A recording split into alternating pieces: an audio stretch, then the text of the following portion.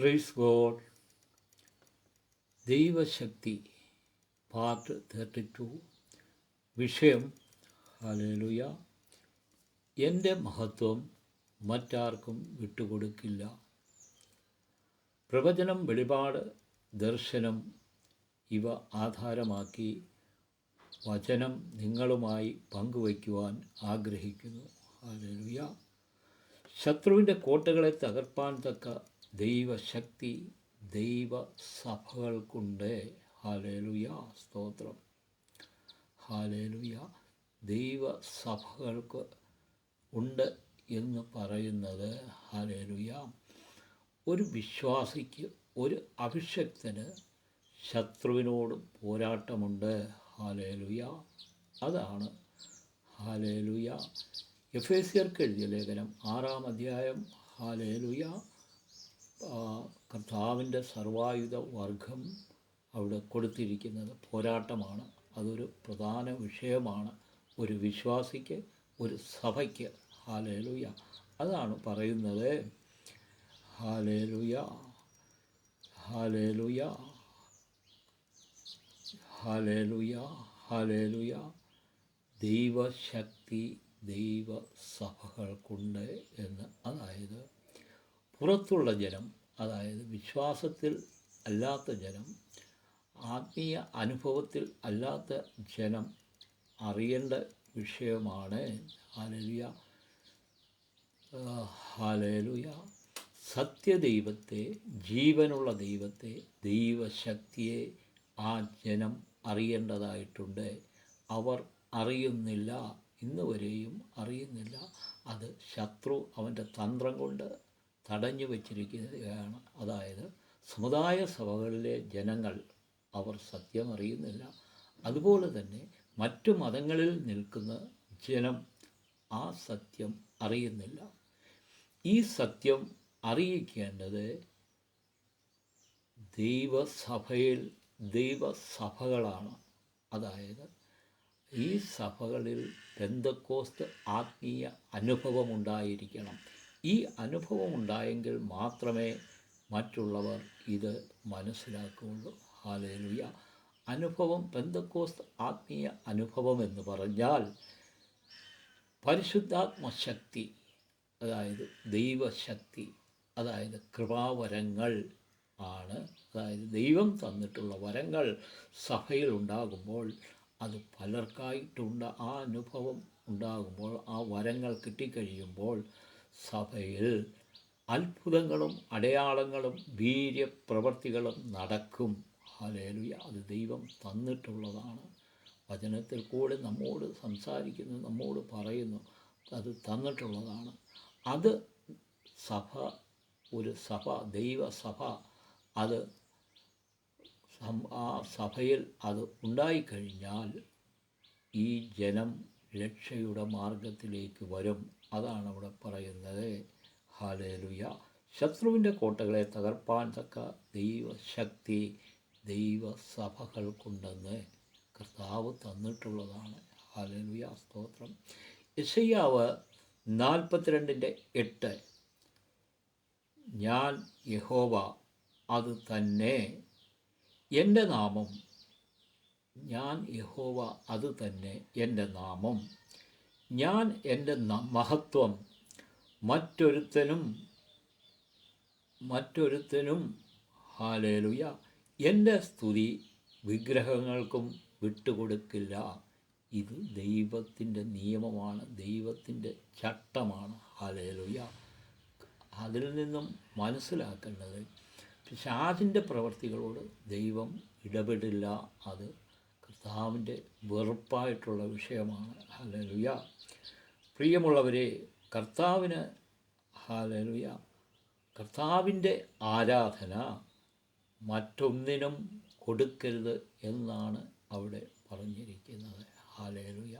കർത്താവിൻ്റെ ആരാധന എന്ന് പറഞ്ഞാൽ കർത്താവിനെ സ്തുതിക്കുന്നത്, കർത്താവിൻ്റെ ഹല്ലേലൂയ, കർത്താവിനെ മറ്റുള്ളവർക്ക്, അതായത് മറ്റൊരു പൂജയ്ക്കോ ആരാധനയ്ക്കോ കൊടുക്കാൻ പാടില്ല.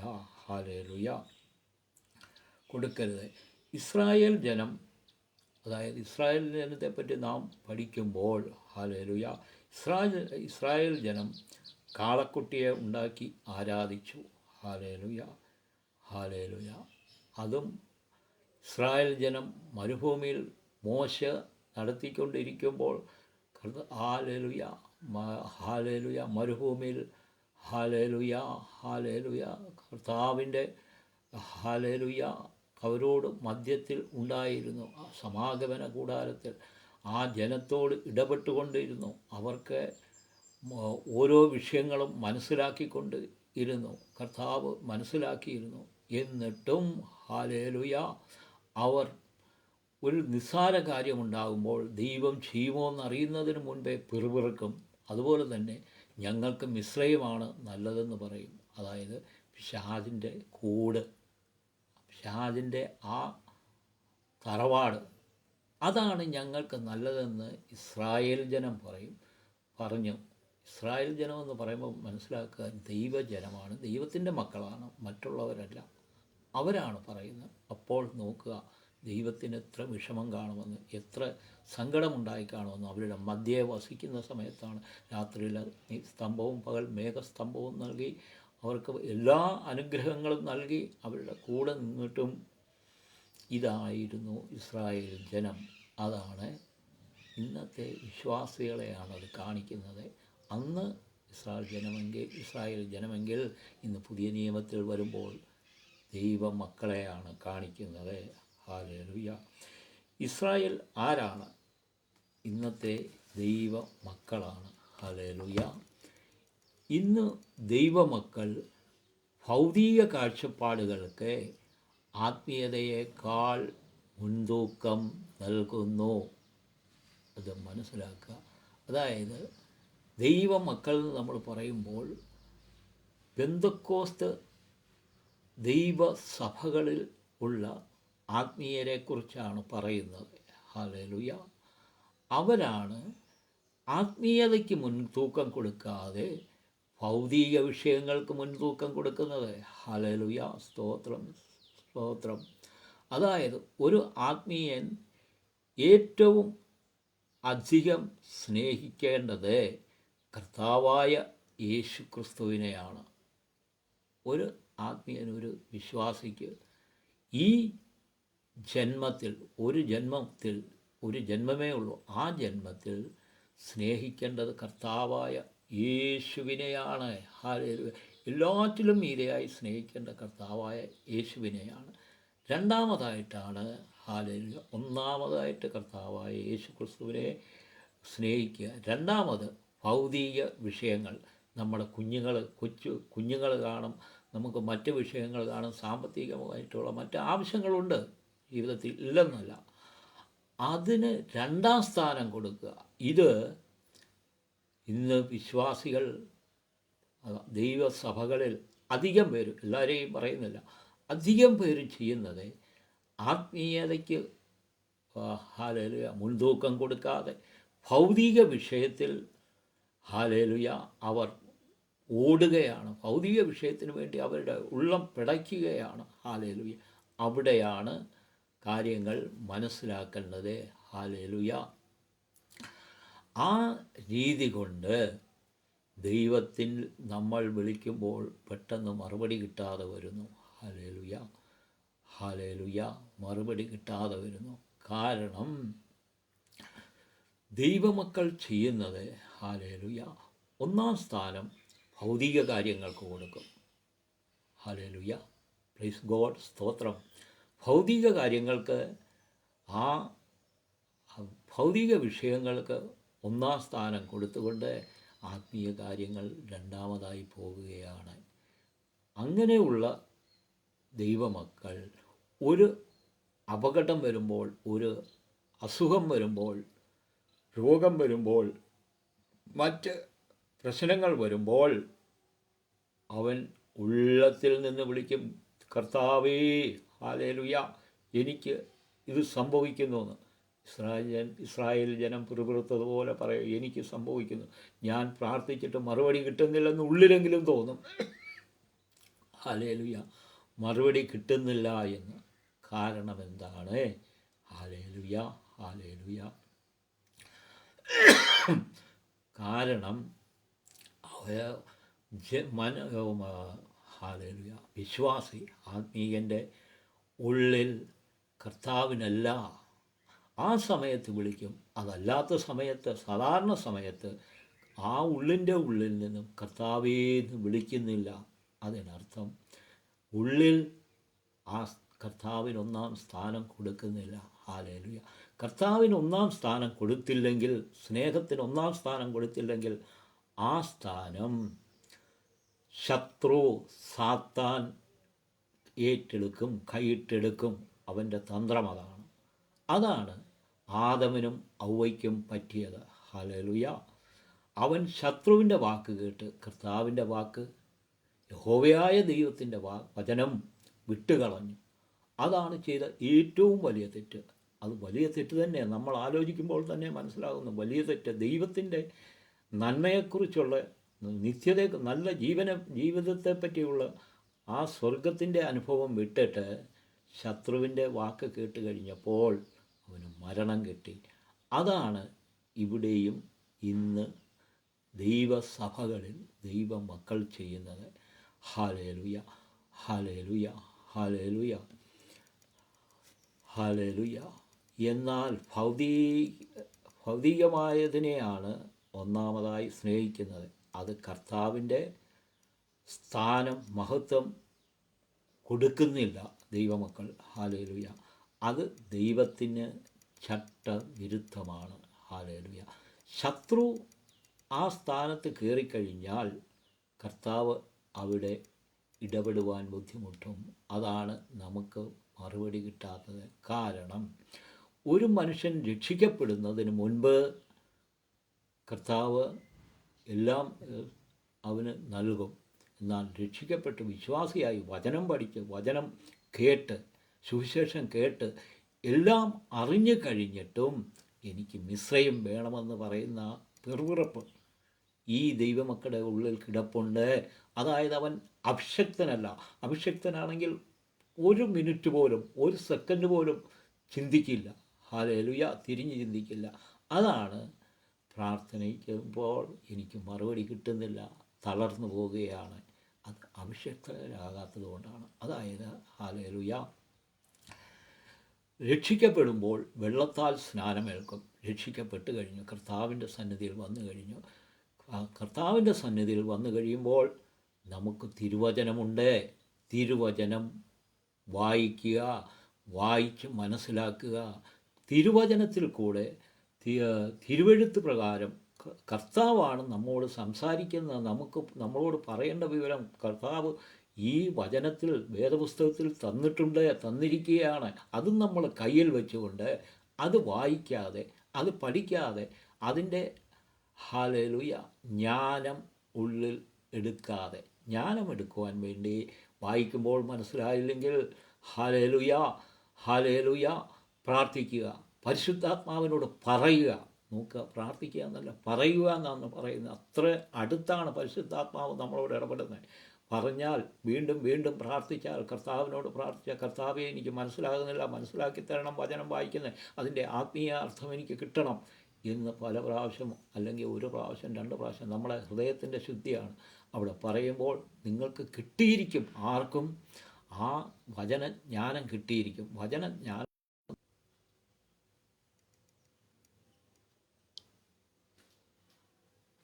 Hallelujah, hallelujah. ഇതാണ് അവിടെ സംഭവിക്കുന്നത്.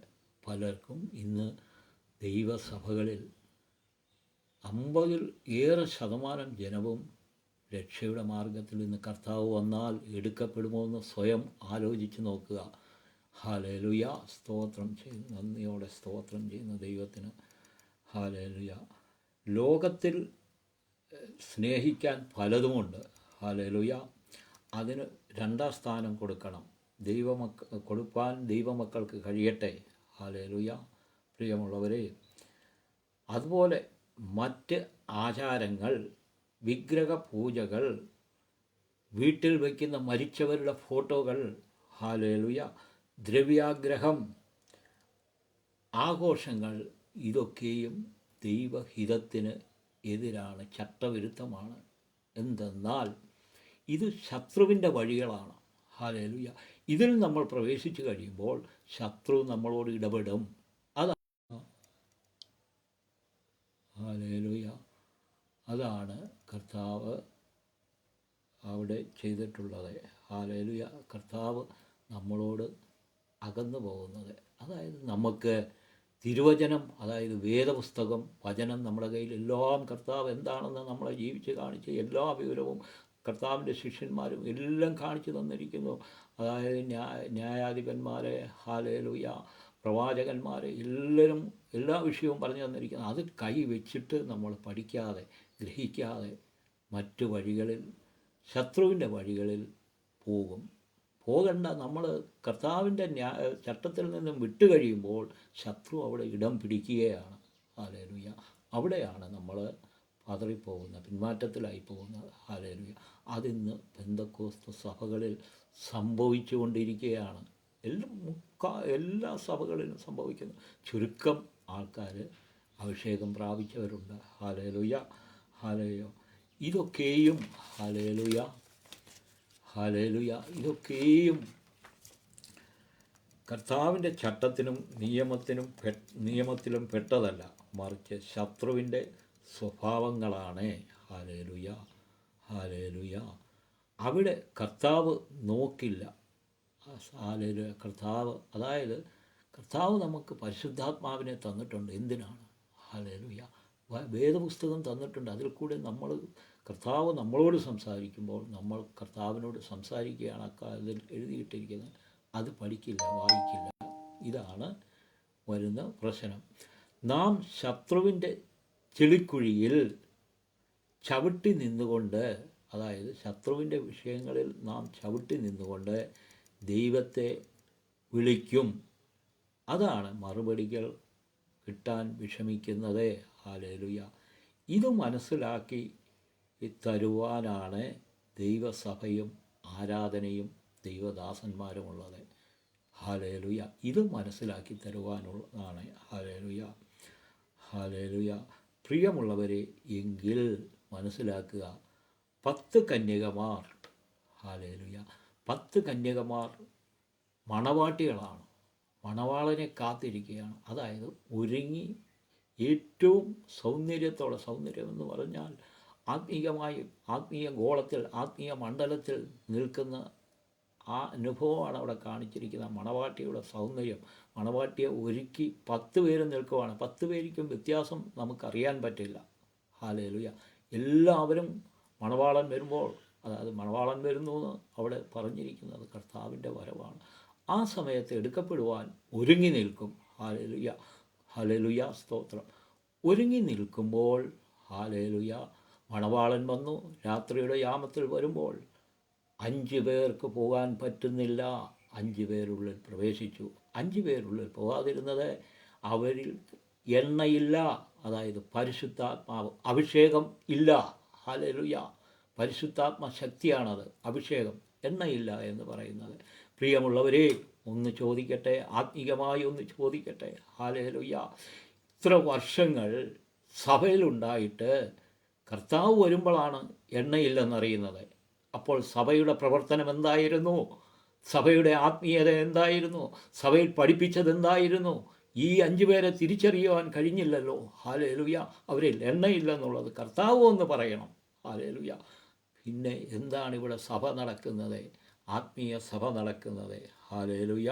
ഹല്ലേലൂയ. പ്രിയമുള്ളവരെ, ഹല്ലേലൂയ. ഹല്ലേലൂയ.